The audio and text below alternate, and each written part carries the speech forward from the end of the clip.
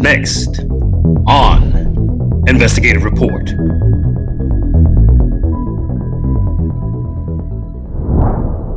Intimate relationships. How to date without getting hurt. Each one of us dreams of finding that special someone who will give us love and a measure of support that we have never experienced before. Someone to share that timeless cliche of walks on the beach and sunsets until late night dancing. Unfortunately, many of us inherit the exact opposite in a mate of what we set out to achieve. We get disagreements ranging from our style of clothing to our way of life.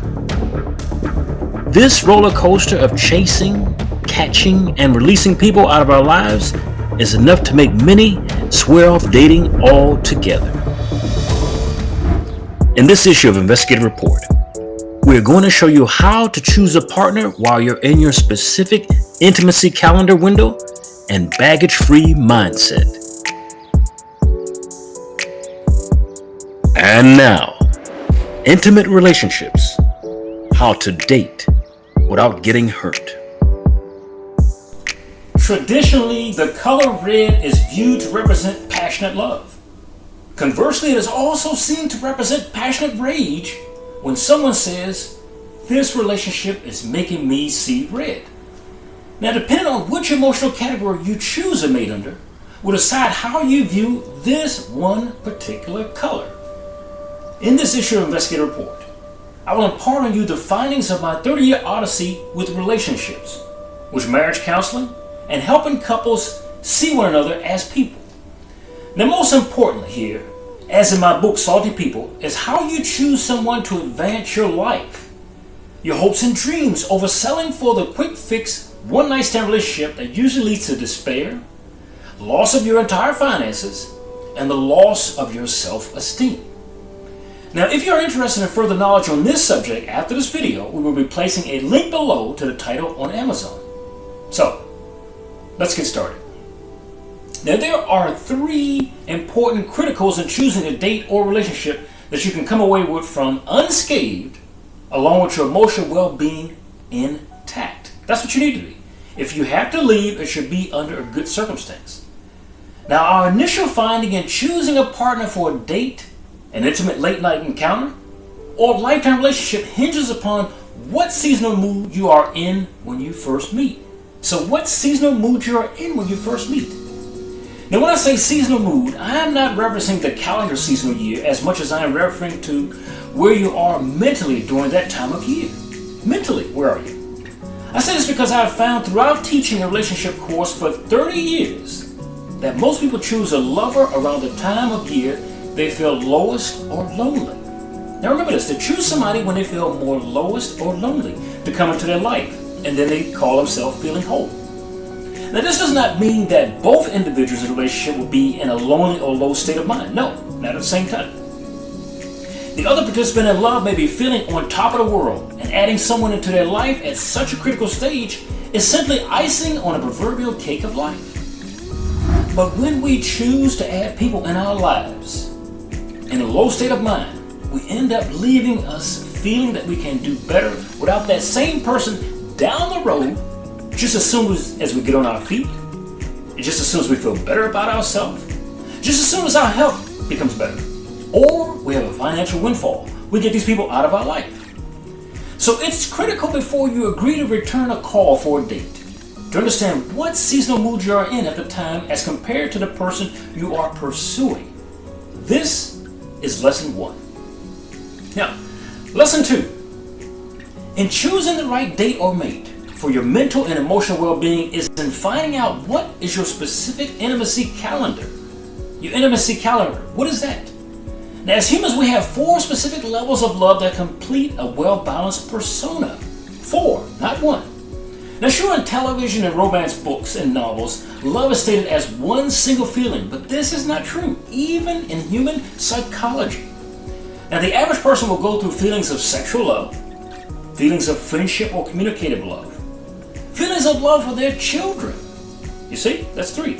And finally, feelings of love for a higher power, whatever higher power you acknowledge. That's 4. Now, in Greek terminology, these loves are referred to as eros love or erotikos love, philia love, storge love, and finally agape love. Those are the 4 loves. Now, human beings are typically in one state of love at a time based upon whose company they are keeping for that particular moment. Whether they are single or married, with children or childless. Okay? But I can say with all assurance that I have never met a person who has experienced all 4 loves simultaneously. Never have seen it. Now, the reason this is virtually impossible to do this is that each one of the 4 loves deals separately with a specific portion of the human anatomy as reflected in their brain. Now, additionally, it has been proven through MRI imaging machines that a specific portion of the human brain lights up when we are in one of these 4 stages of love. Now, there's separate portions of that same brain. Some of it lights up in the middle front, some in the back, some on the sides, but never in the same place. Now, I give you now an example of how all 4 loves respond in one individual. You're watching MNN, the Men's Channel.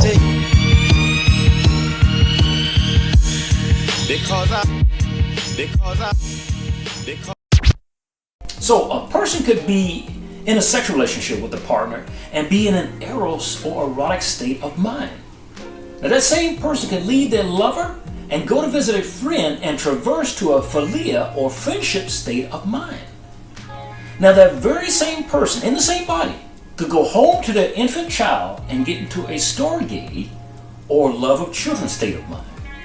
Now, finally, that same person could go to their house of worship on the weekend, whatever that may be, and get into an agape or religious love state of mind, but never at the same time. If you do yoga, it's the same type thing. It's the last of highest loves. Now, ironically enough, the only relationship that we can share all 4 loves with is the person we choose to make a lifetime commitment with. Now, with a spouse or intimate partner, you could have a sexual relationship or an erotic love. You could have a friendship communicative relationship with a philia love. You could for sure share a storge love or your shared children together. Finally, you could share an agape love with them at whatever higher power you serve. So, I want you to keep in mind that after you find out what seasonal mood you are in, be sure to add in what level of love you are currently experiencing when you first commit to that relationship. And remember, you are not committing to a person as much as you are committing to a season and a level of love. Not to a person, but to a seasonal level of love within you. That's what drives the person to you, so it drives you to the person. Now, your commitment then will be based upon whether you are up or down in your life. Your partner's love level matches your need to complete your life at whatever stage you desire enhancement. So we choose people because they enhance our life. We push people away that do not. Now, finally, the third and most critical note you will need to notice is whatever baggage you carry with you from your childhood. Now, we harbor any ill will or lasting unhealed areas of our upbringing. They will be magnified by whomever we choose to invite in our intimate life. And you can bet on that. Now, I can attest that 30 years have more than shown me that most adults subconsciously choose a date or a spouse based upon the parent they hated the most. Shocking? Now, I know that may sound shocking to you, especially when I did not say the parent they loved the most. But if you want to find a guy who hated his controlling mother, then take a look no further than his controlling wife. Now, if you want to find a woman who despised her passive father, then take a look at the behaviors and mannerisms of her passive husband. Now, it seems as if we choose a date or lifetime mate on the strongest energy we place behind hatred of a domineering or submissive parent in our youth. So whatever you focus on in your youth that made you angry, that's typically the person that you choose subconsciously to get with. So not only do you have to know what season you're in, what love level you are in, but how strong of a dislike you had for your initial caregiver as a child. So finally, I would like to add a bonus to those 3 points, and that is to understand how the human psyche attracts opposite partners to a relationship. Now, by now, I'm sure that you have heard the saying that goes, opposites attract. Now, this is true. In fact, most couples today, worldwide, are of opposite pole individuals. Now, many times you will find a neat freak who will be attracted to a hoarder. Somebody who keeps the house dirty or doesn't put the cap on toothpaste. You've been there, you've seen it. Now, you will find a religious person who is attracted to an atheist, as well as a free will person who is attracted to an anal retentive person.